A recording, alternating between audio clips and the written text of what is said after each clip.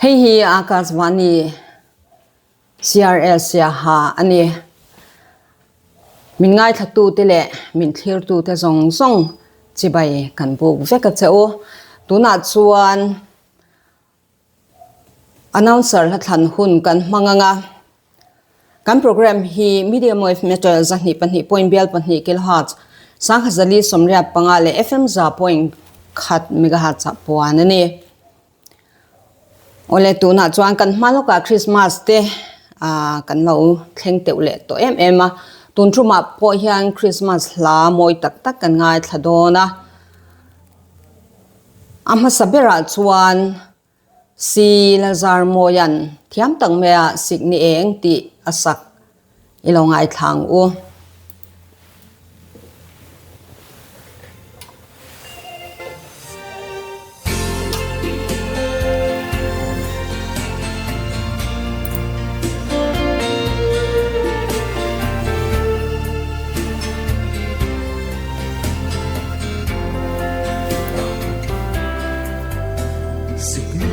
Xin thiêng cả đại nê min na phinh lúa mê ruộng bộ chung gì ria ye turni hirsat ma zo thằng van sang thiêng nghe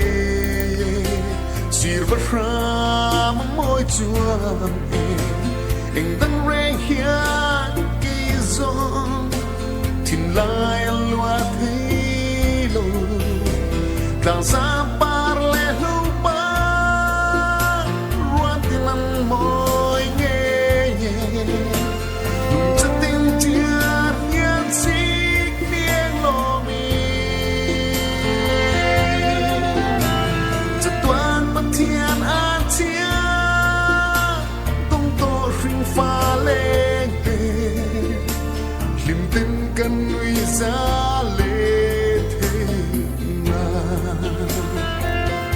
Silal zar moya hi tunlai Mizo zai thiam mi pa kan ne zenga thaber te zenga mi ani la pwa thiam em boka he ru khoi tak mai sik mi eng ti po hi a onen ain me ngoya he Christmas long theng hian pathian an chelong to he khoven mishing te le thil siam tin reng te nen po anin rem le theina thu moi te ken ron sa chwa ka ne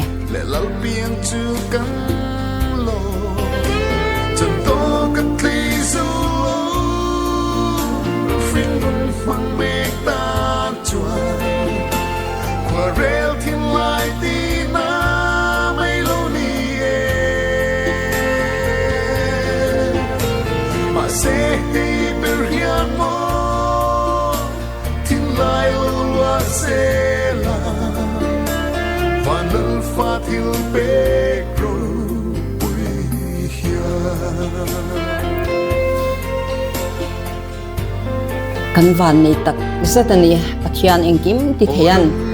chatwa na boral tur afapa lali swa krista kantala imperial chak tura he khovela aron tir hi loma zaya fakmei tur kan ni zia hi he la hian tarlang chiang em ni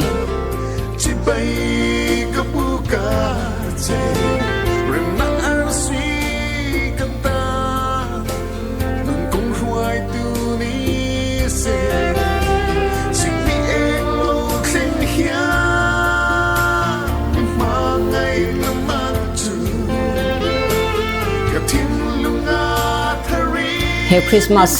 kan maloka om hian thil dang zong zong ain pathian mangai na kan sia thar le na le he pathian mangai na hi kan nuna athara alolan chuang e thi na turin le pathian kan mangai na te kan mishing pui te kan chung le kwa then le rwal ko ran khatlang te mangai na min song tu ina arong kal chan ber mangai na hi kan sia chiana kan nun chwa pui ve deuh hi pui mo hle mai he hat thumoi tak chang hian ngai to na ti thui hle ane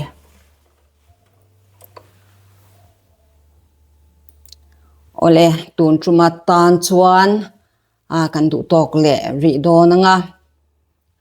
he kan channel te min lo thlir saka min lo like comment le share te subscribe te thanem ngai taka